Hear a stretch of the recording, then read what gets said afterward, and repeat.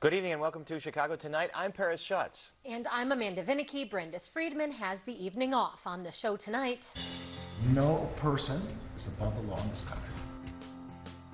Legal troubles are mounting for former President Trump as the FBI raids his Florida home. We have the latest. China has always been threatening Taiwan for years. Taiwan's top diplomat in Chicago joins us to talk about the escalating crisis as China performs military drills around the island.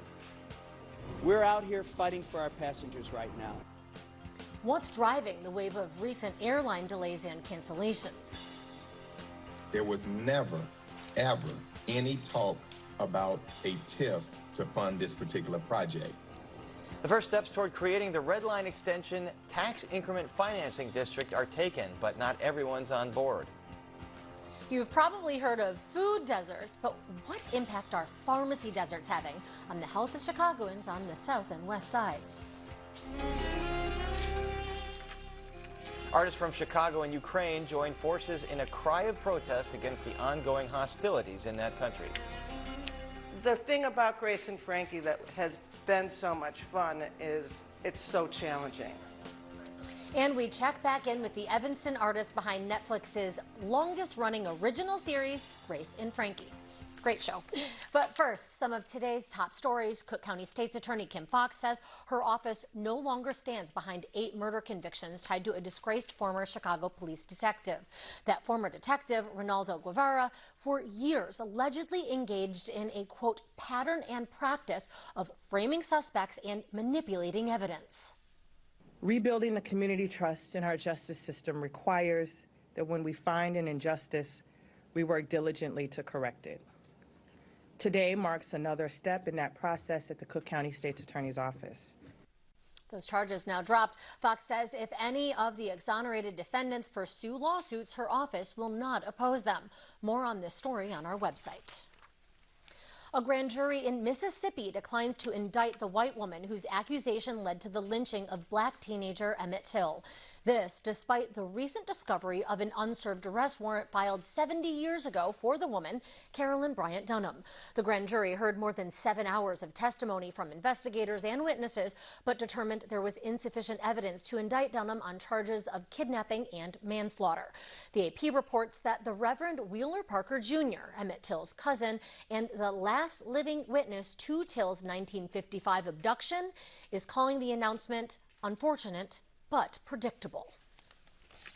Up next, a look at what legal troubles former President Trump might face after the FBI raids his home. Stay with us. Chicago Tonight is made possible in part by Alexandra and John Nichols, the Jim and Kay Mabey family, the Polk Brothers Foundation, and the support of these donors.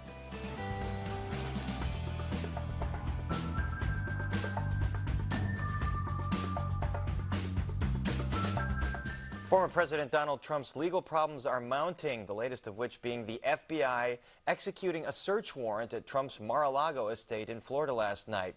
CNN is reporting the raid is part of an investigation into the handling of presidential documents, including classified material.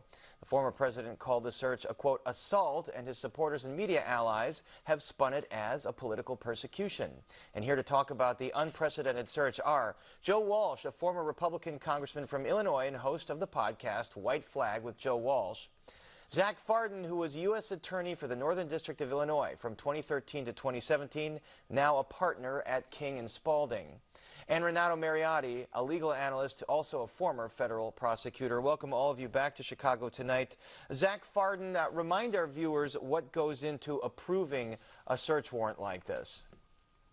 Good evening, Paris. So it's a pretty involved process. 2 of the 3 branches of federal government, in fact, have to sign off for this kind of search warrant to occur. The executive branch, which is the Department of Justice, the FBI, the federal prosecutors, and then the judiciary, a federal judge, what the Supreme Court calls a neutral and detached magistrate, whose job it is to look at the search warrant and affidavit and decide if there's probable cause to support the search. And then that judge has to analyze the affidavit and search warrant to determine probable cause, not for one, but for two things. First, that a crime has been committed, and second, that there will be evidence related to that crime in the place to be searched. So it is a very arduous process. A high standard that has to be met here. Renato Mariotti, why, and it can't be lost on prosecutors here, the optics of something like this, so why do you believe they acted with such urgency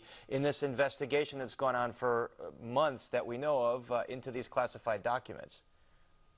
Well, you know, as Zach just suggested, they had to have evidence that the evidence that they were looking for in this case actually was in that house. So I suspect that they had fresh evidence or information indicating that this evidence was in the former president's home. And I think one obvious implication here is they thought that they would not obtain that evidence if they just served a subpoena or requested it. That they felt that there was some urgency that they would not actually get the information unless they actually went and seized it. And that's anyone's speculation right now. Joe Walsh, right away, the president condemns this and then starts sending out a fundraising letter. You've got his allies in the media using similar messaging that it's the deep state, it's a banana republic. How deep is the anger and confusion now among his base?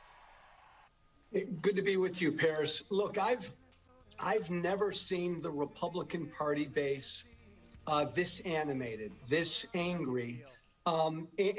Paris, it's even beyond the base. I've heard from so many Republicans in the last 24 hours that you wouldn't consider hardcore Trump supporters who are really bothered by what happened. This is scary because, right, no man's above the law. The Justice Department, the FBI just doing their job. Trump's a criminal. He's been a criminal his whole life. But politically, Paris, this is going to strengthen Trump within the Republican Party. Of that, I have no doubt. And it seems like he's kind of taking that approach as well. Zach Farden, I think back to some of the high-profile raids here in recent years, Ed Burke, Mike Madigan, Kerry Austin. Do prosecutors and investigators and agents think about the optics of high-profile cases like this and how this might be perceived in the media once they do it?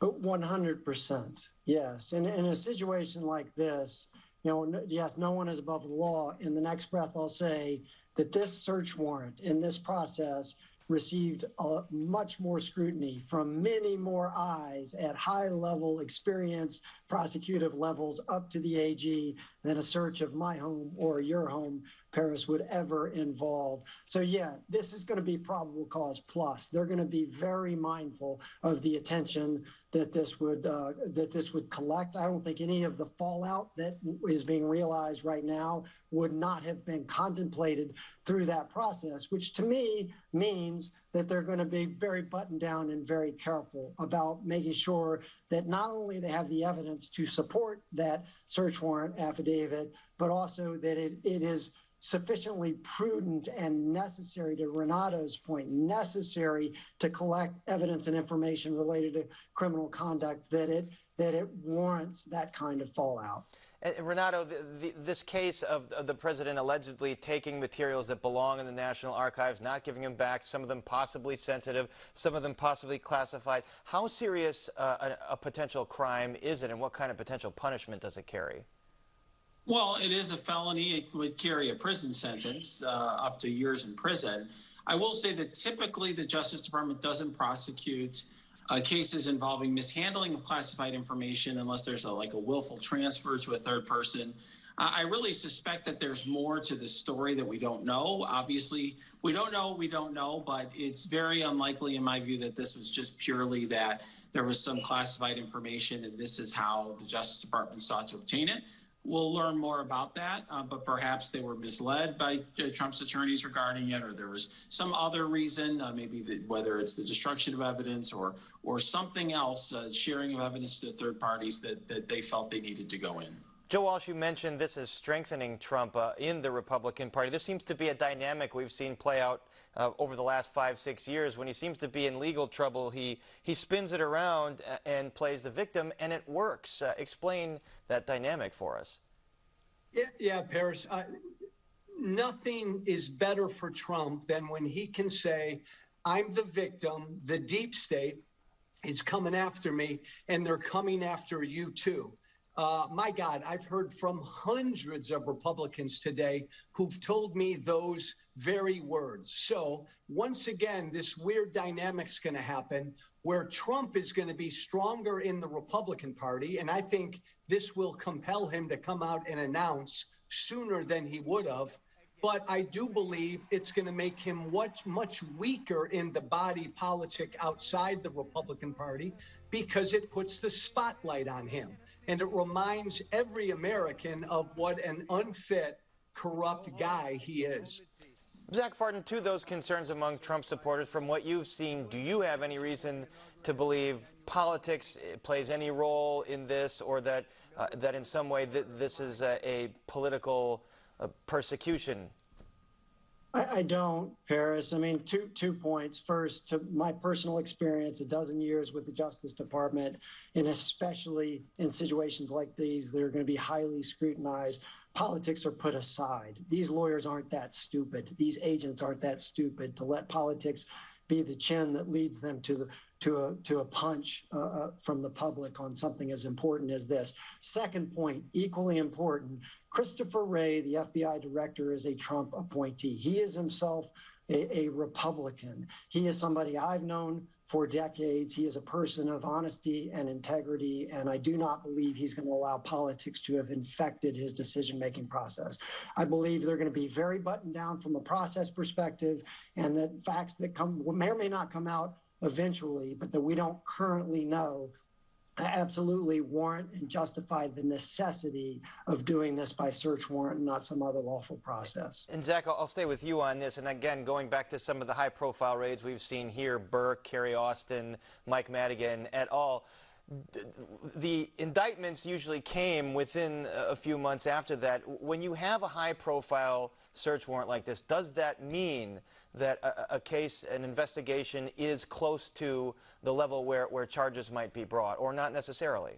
Well, not necessarily is the answer. You're right that typically a search warrant comes toward the end of a process because it's usually a pretty loud event in a law enforcement investigation, and you save that. You do everything covertly before you do anything overtly. This is potentially different. We're speculating, but because of the issue of classified information, it would be a legitimate law enforcement end to itself to recollect classified information that has been misappropriated or is someplace that it should not be held. And so we really don't know, and it would be pure speculation to suggest that charges are coming at all or when those might come, particularly in light of that underlying nature of the potential offense. Renato Mariotti, there's also plenty of reporting about the DOJ's alleged interest in Trump's actions in and around January 6th. Would you assume that that is a separate investigation that's going on, or could these be tied together somehow?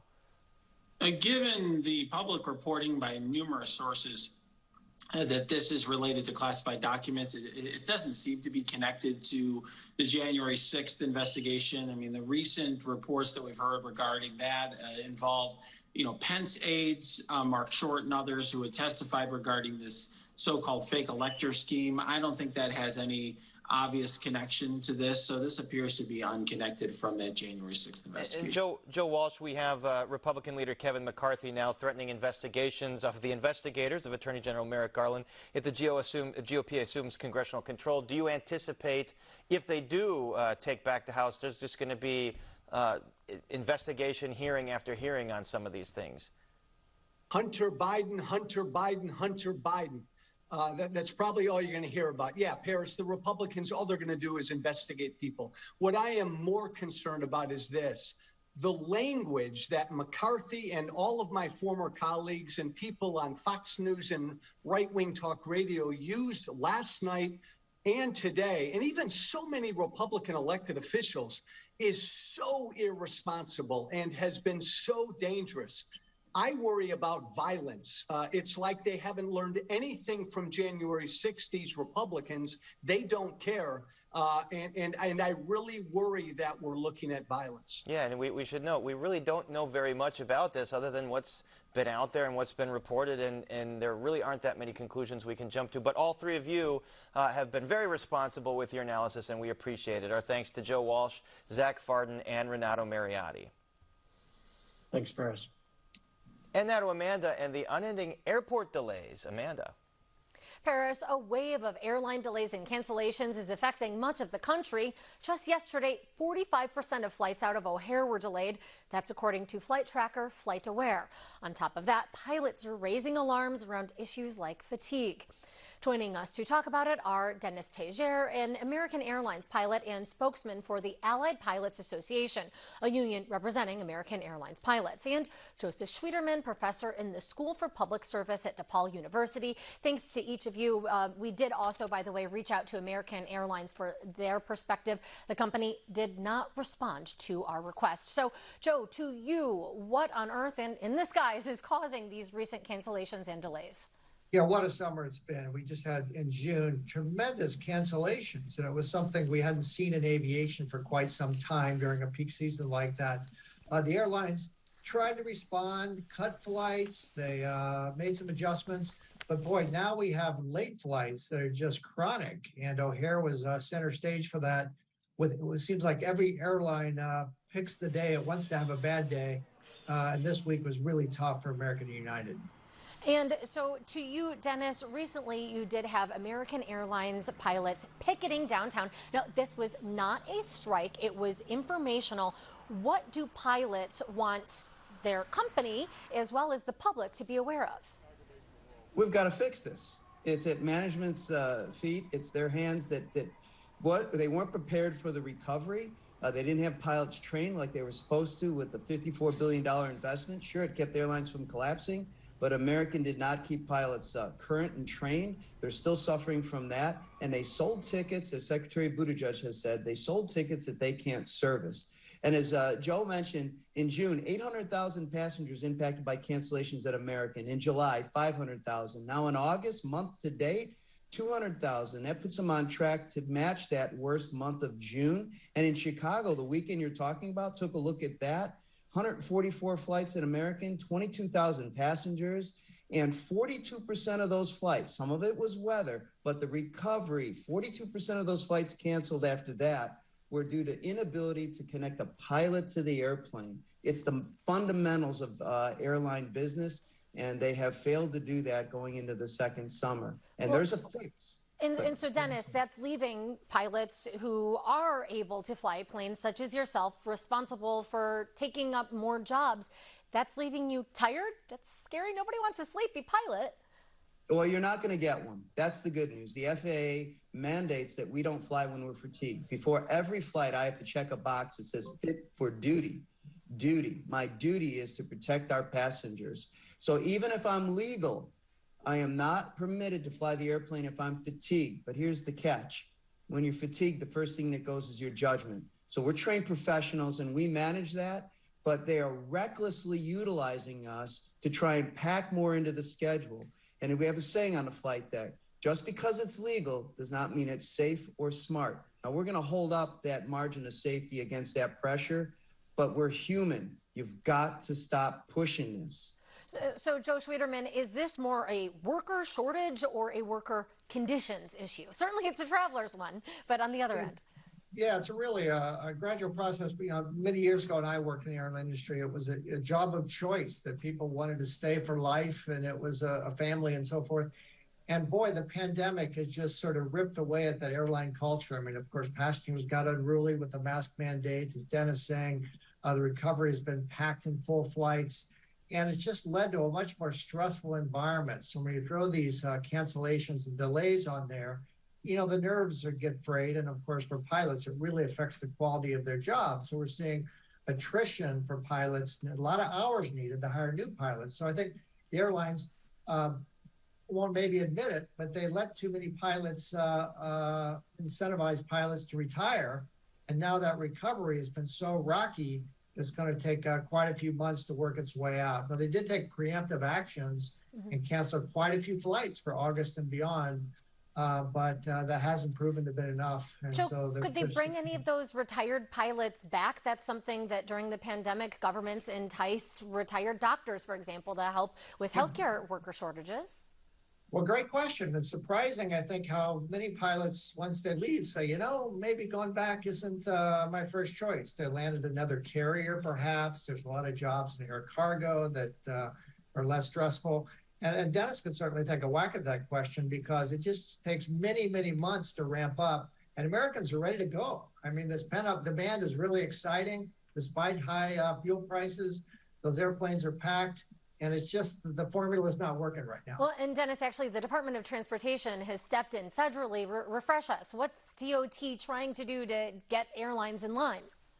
Well, Secretary Buttigieg has said you need to stress test your operation, not just for clear sunny days. And they haven't. He said you also need to not sell tickets that you can't service. Hear, hear. All sounds like logic, but to that point of pilots coming back from retirement, Joe hit it right on the head. A lot of training is required. This is where the epic failure, particularly at American, is in the training of the pilots because they didn't do their homework. They weren't prepared for school day, which is the recovery.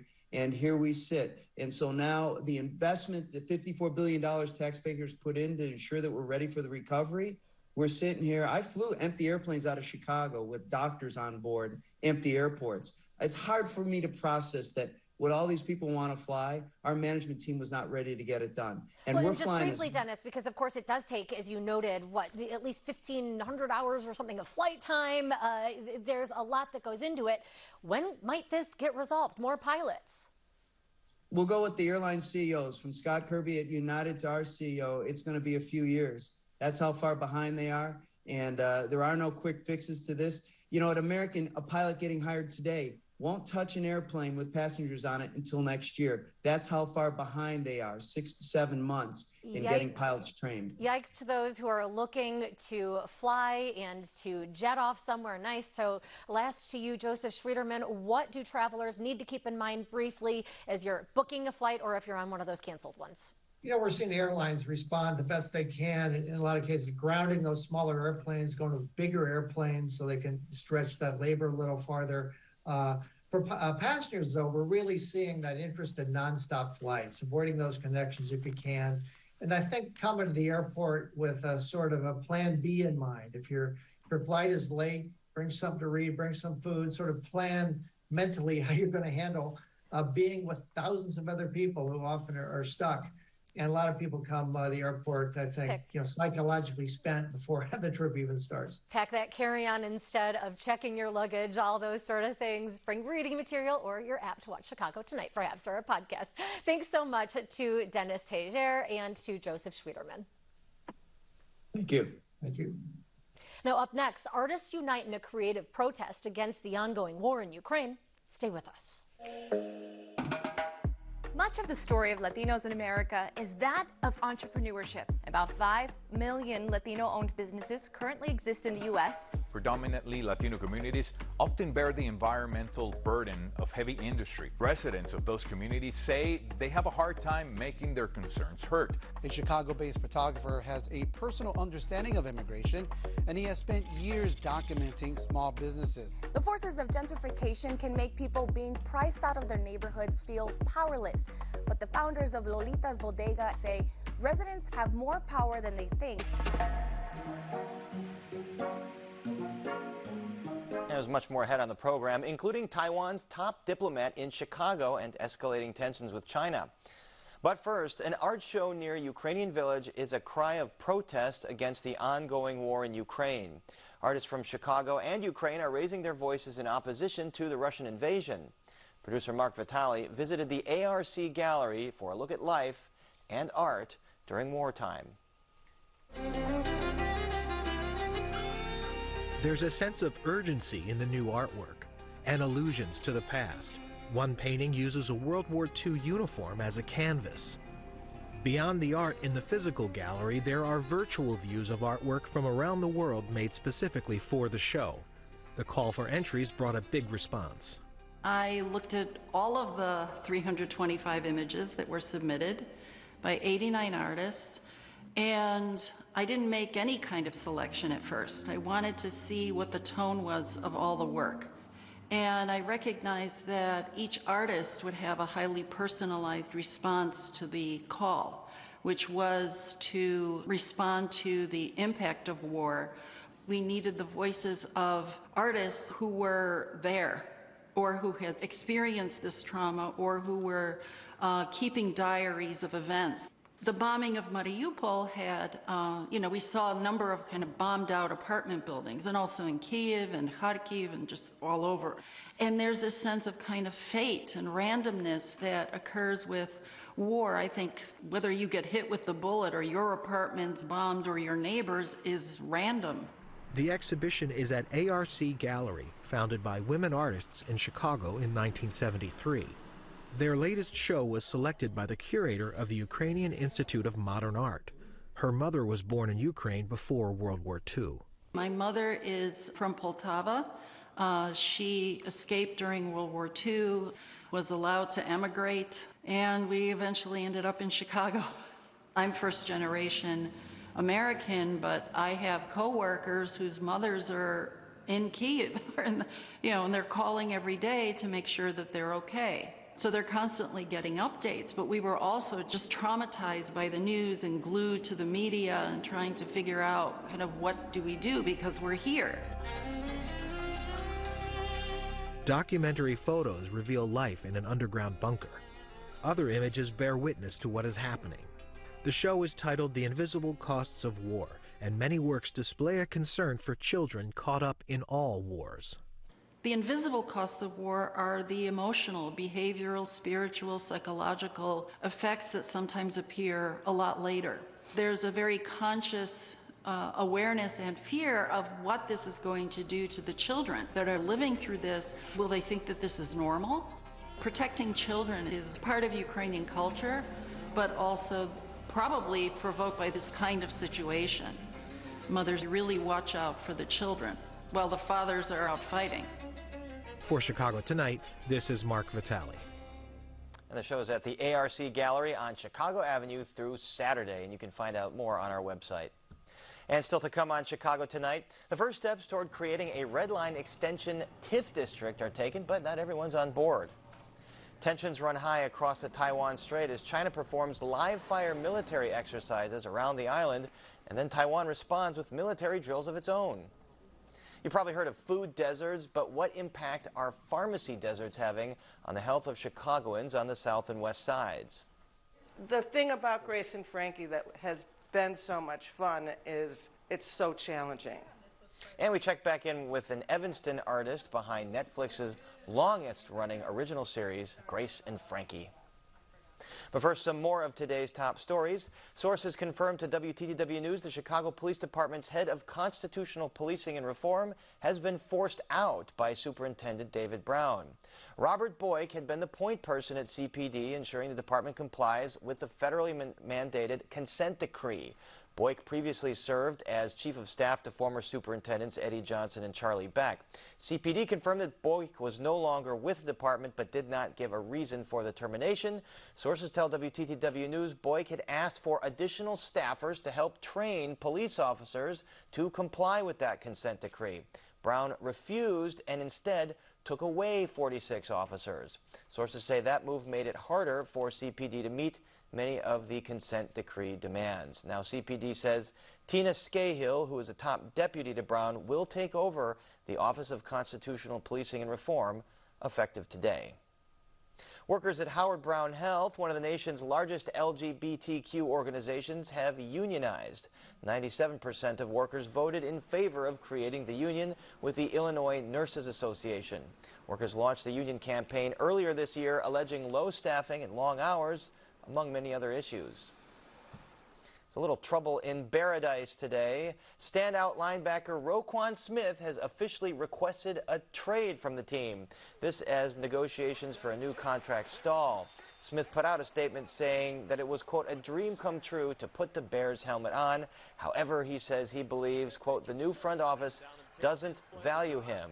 He left open the possibility of the McCaskey family, which owns the Bears, to step in, but as of now, he says he does not see a path forward.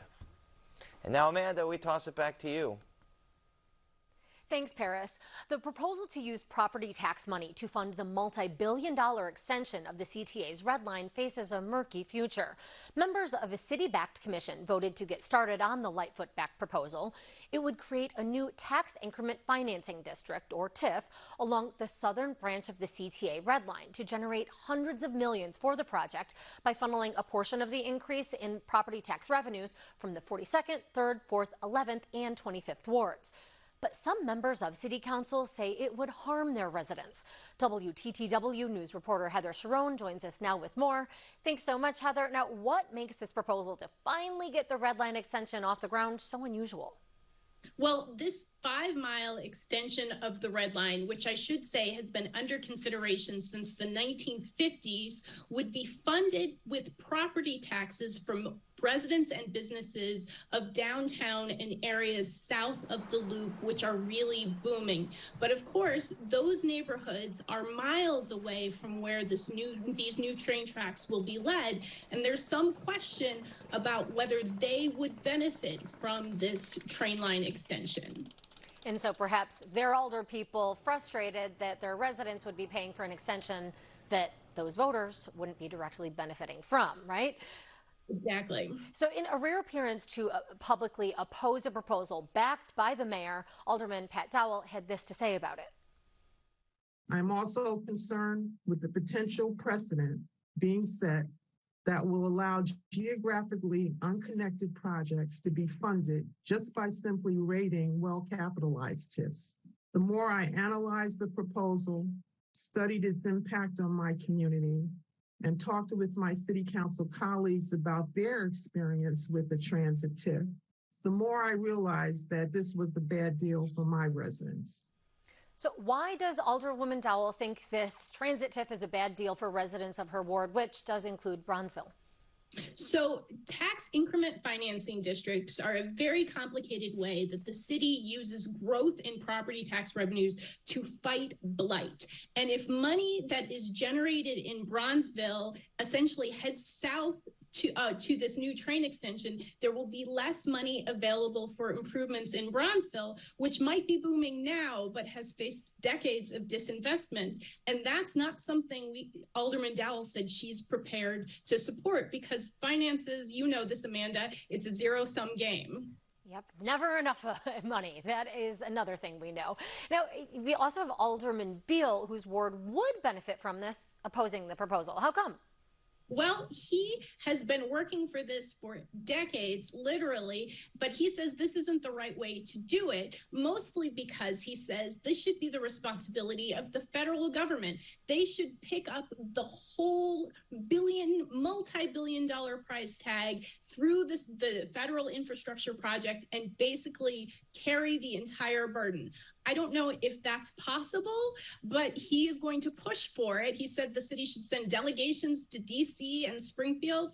And I should say that Alderman Beal is a frequent critic of Lori Lightfoot, so it is not perhaps surprising that he's on the opposite side of this issue. Right. Typically, the federal government requires matching dollars from local governments to fund projects such as these. So, Heather, what is next?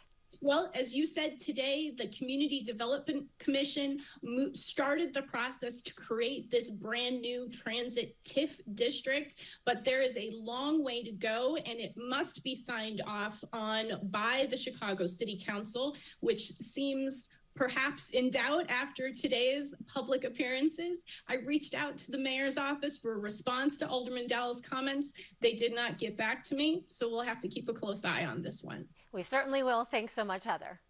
Thanks, Amanda. And you can read Heather's full story on our website, WTTW.com/news. And now to Paris and Taiwan's top diplomat in Chicago. Paris. Amanda, now we turn to the local view of the conflict between Taiwan and China. China's People's Liberation Army is performing live fire military exercises in the waters around Taiwan for the 6th straight day. The exercises are a very visible illustration of China's apparent fury over last week's visit to the island by a congressional delegation led by U.S. House Speaker Nancy Pelosi. But earlier today, Taiwan's Foreign Minister Joseph Wu said China's anger over Pelosi's visit was simply a pretext for China to launch military drills to help prepare for a future invasion. Speaking to CNN, Wu admitted that he was worried. I worry that China may really launch a war against Taiwan. But what it is doing right now is trying to scare us. And the best way to deal with it, to show to China that we are not scared. And joining us now with more is Johnson Jiang, Director General of the Taipei Economic and Cultural Office in Chicago, Taiwan's de facto consulate here in the city of Chicago. Director General Jiang, thank you so much for joining us. Are you worried, like the foreign minister there, that these exercises could lead to some kind of conflict in the near future? Well, I think as the minister said, we are extremely concerned about the provocative escalation by Beijing to use Speaker Pelosi's visit as a pretext to conduct military drills against Taiwan and also destabilizing regional security, including in the waters of Japan. So we are concerned, extremely concerned about that. However, on the other hand, we also call for dialogues for differences. And in the meantime, Taiwan will continue to be self-restrained. And why do you think China has chosen to make such a big deal of Pelosi's visit? You mentioned you believe this is just pretext. Do you think that China was going to do this regardless? I think to some degree, China answered that question. You know, somebody said that 25 years ago, Speaker Gingrich went to Taiwan in 1997, and Beijing didn't fire a bullet. And nowadays, they conduct huge military exercises around the waters of Taiwan and in Japan's EEZ, exclusive economic zone. So I think Beijing answered that. They seems like nowadays they are bigger, they're stronger. So the approach is either my way or highway. And what's the impact? It is unacceptable. And what's the impact been on Taiwan, but also on global trade, considering how much passes through the Taiwan Strait there? About 50% of global cargo ships go through Taiwan or Taiwan Strait. And Taiwan plays a critical role in global high-tech supply chain, especially semiconductors. Taiwan produced about 90% of global advanced computer chips, semiconductor chips. So as we face the challenges from this pandemic, it is important that we have a stable environment for people to do business. So we think that the military drills against Taiwan is overreacting, unnecessary, provocative. Of course, it presents challenges for businesses. In this regard, we hope China to stop and also back to the dialogue channel to resolve differences. Give us a sense of how the people of Taiwan feel. Are they open to some kind of peaceful reunification in some point with China, or would they prefer the world to recognize Taiwan as a sovereign nation? I think Taiwan is democracy. And in our view, we think we should let the people in Taiwan, Taiwanese people, decide their own future. And from our perspective, we have been, Taiwan has been independent. Republic of China and Taiwan has been independent from the PRC. And we don't belong to a jurisdiction of a PRC. And that's the fact nowadays on both sides of the Taiwan Strait. So the problem is, how do we resolve differences on both sides of the Taiwan Strait? From our view, we think we should let the people have a say. about their thinking, about their life, about the way they should be governed. Obviously, we have different views about, how people's lives should be governed. That's a fundamental question we face. We think democracy is better for our people, and across the Taiwan Strait, they don't think so. And they think dictatorship works better for them. And are you satisfied with the U.S. and most of the world kind of sticking with the one China policy, but having diplomatic relations with Taiwan, or do you want the U.S. to do more? I think that the U.S. one China policy is different from PRC's one China principle. There are several elements in U.S. one China policy, been there for a long time, over 4 decades. I mean, in addition to 3 communiques between the U.S. and China, there are Taiwan Relations Act in 1979, and also 6 assurances in 1982. And all those elements being reiterated by consecutive administrations across party lines for decades. So the policy has been there, and I don't think the U.S. has changed their policy since. In this regard, I think this is important that, under the Taiwan Relations Act, Taiwan can have a strong deterrence. We wanted to avoid war. The purpose of deterrence is to avoid war. If Taiwan's weak, some way, maybe it's more risky to have military conflict between both sides of Taiwan Strait. On the other hand, it's also very important that we have diplomacy. We have diplomacy to bring people to talk. I think that's also important. So that's why, from Taipei's perspective, we urge for dialogues without a precondition. And nowadays, China continues to refuse, rejecting our idea to have a dialogue, sit down and talk. And so China's position is they want preconditions for the two of you to sit down and talk. Very briefly, we mentioned this is the de facto consulate for Taiwan in Chicago. What is Taiwan's relationship with Chicago in the Midwest? We have very long-standing cooperation with the Midwest, especially in academic cooperation with the universities here. And I think right here in the Midwest, we have top-rated universities, including the Chicago area, Northwestern U Chicago, UIUC, UIC, US System. And we have a huge talent pool here in the Midwest. I think that provides good opportunities for Taiwan business coming here to the Midwest. And actually, this is something our office would like to continue to do. When economic security matters national security, we encourage companies to be more diversified, because over the past few decades, we have a lot of business in China. As you can see from the military accesses nowadays, we think it's much more important for our companies to diversify their supply chains, to have more cooperation with democracies like the US. And the Midwest provides good opportunities for our business to come here. So our office continues to support. Business, of course, a good form of diplomacy. Very important issues you're dealing with. Our thanks to Director General Johnson Jiang. Thanks for joining us. Thank you so much. And now to Amanda for a look at the impact of pharmacy deserts across the city. Amanda. Thanks, Paris. You might have heard about food deserts, areas where access to fresh food might not be easily accessible. But pockets of Chicago, particularly on the south and west sides, also lack convenient access to a local pharmacy.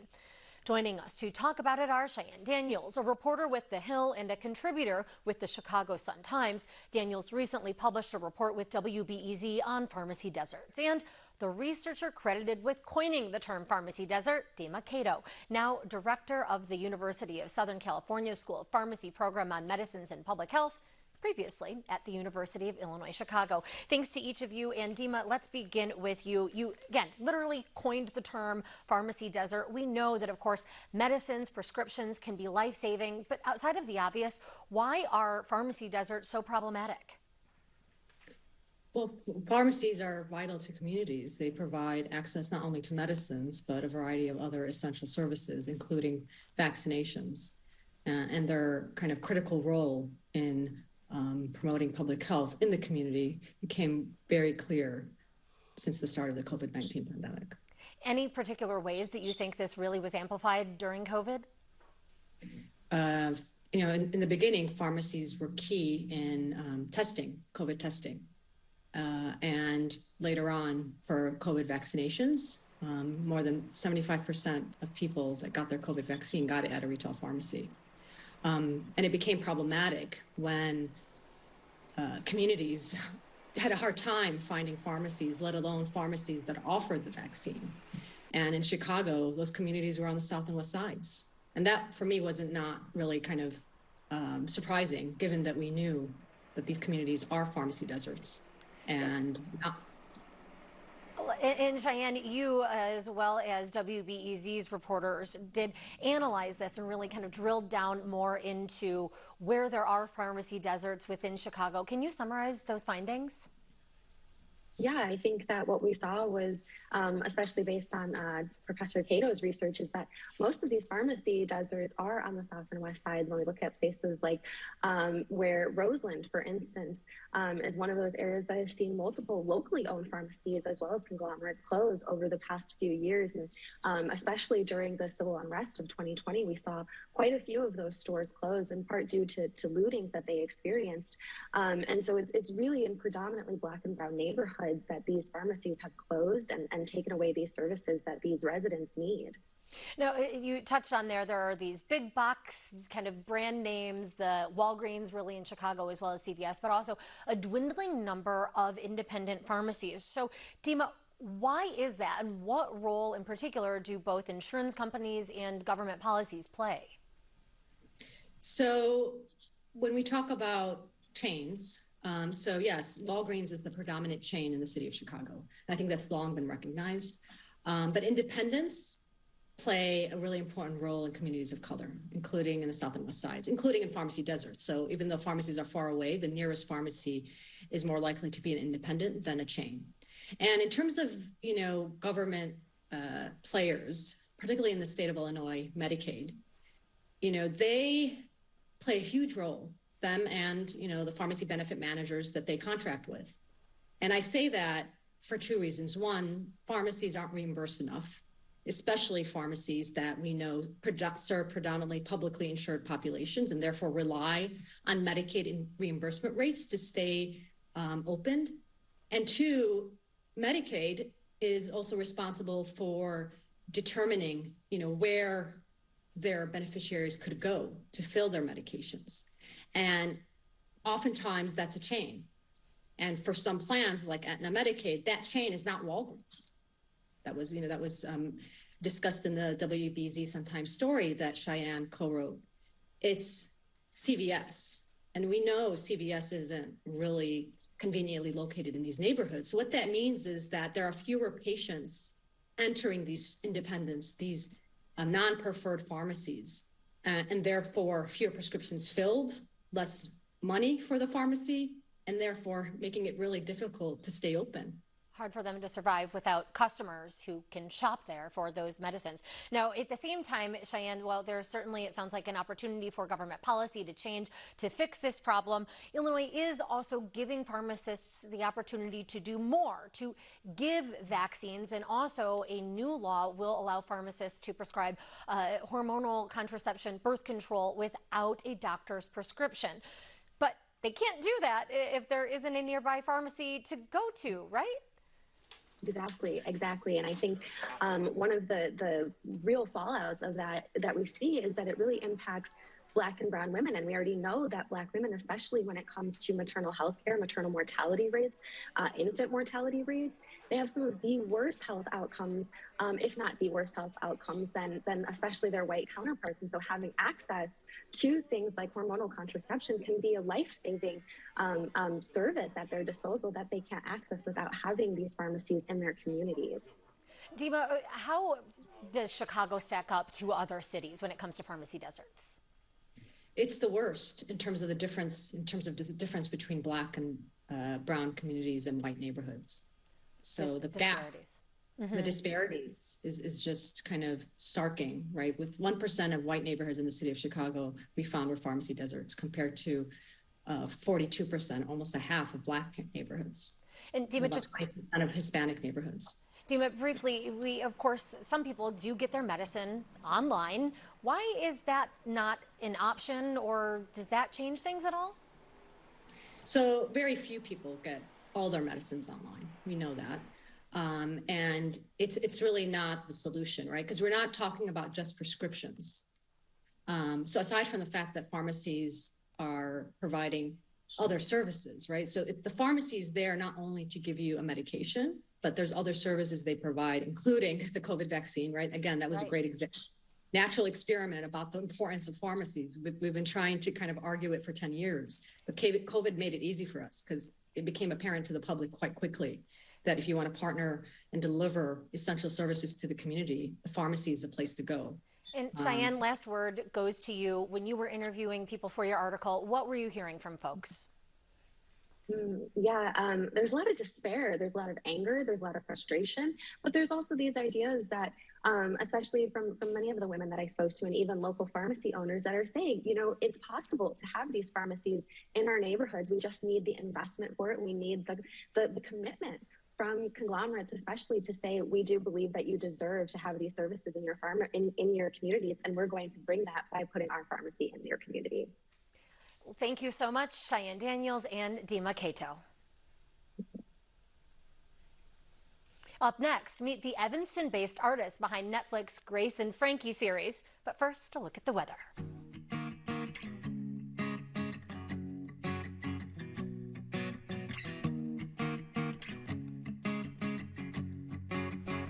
It's been about 3 years since we introduced you to the artist behind the artwork on the hit Netflix series Grace and Frankie.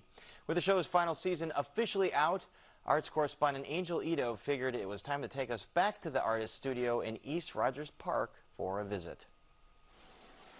For the last 8 years, Nancy Rosen has created the artwork behind Netflix's longest-running original series, Grace and Frankie.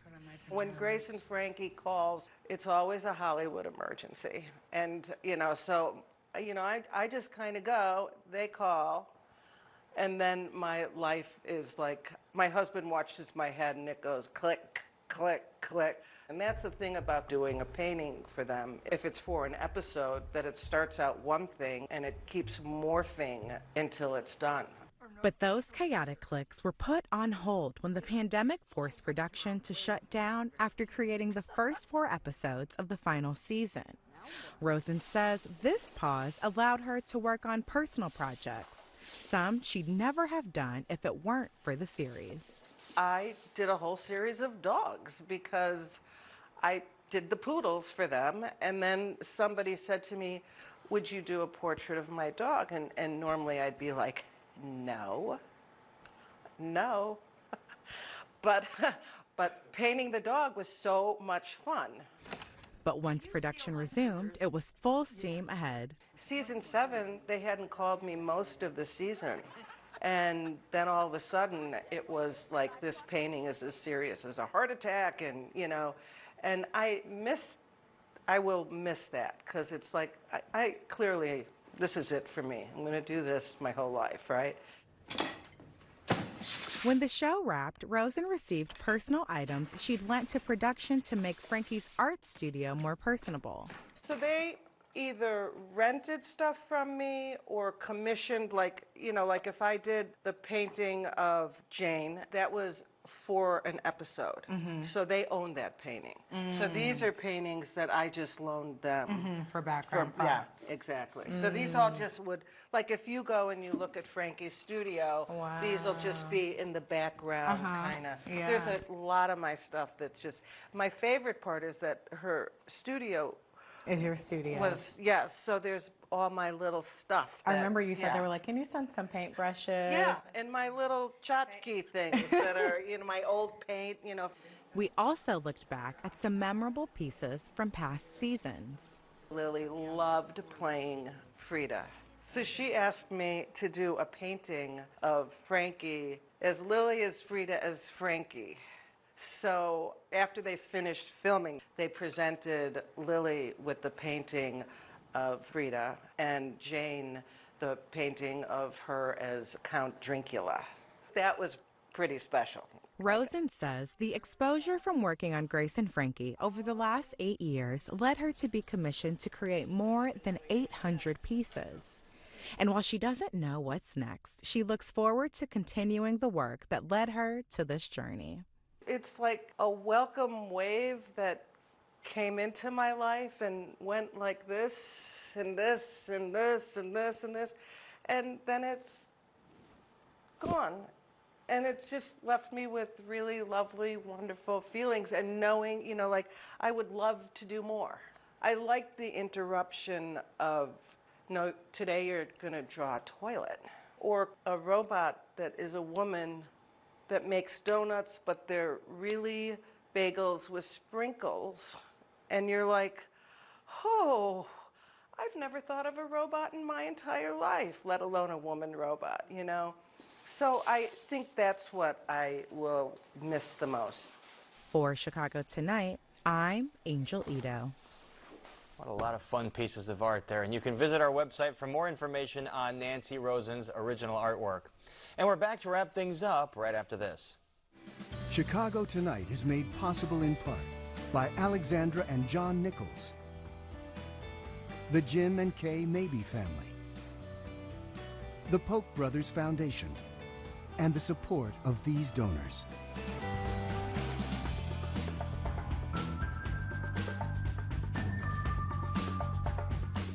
And that's our show for this Tuesday night. Please join us tomorrow night live at 7. Intense rainstorms in downstate Illinois. We take a look at what's driving the extreme weather. Plus, why the city is blocking Navy Pier's attempt to build a transient marina. Now, for all of us here at Chicago Tonight, I'm Amanda Vinicki. And I'm Paris Schutz. Thank you so much for watching. Stay healthy and safe, and have a great evening.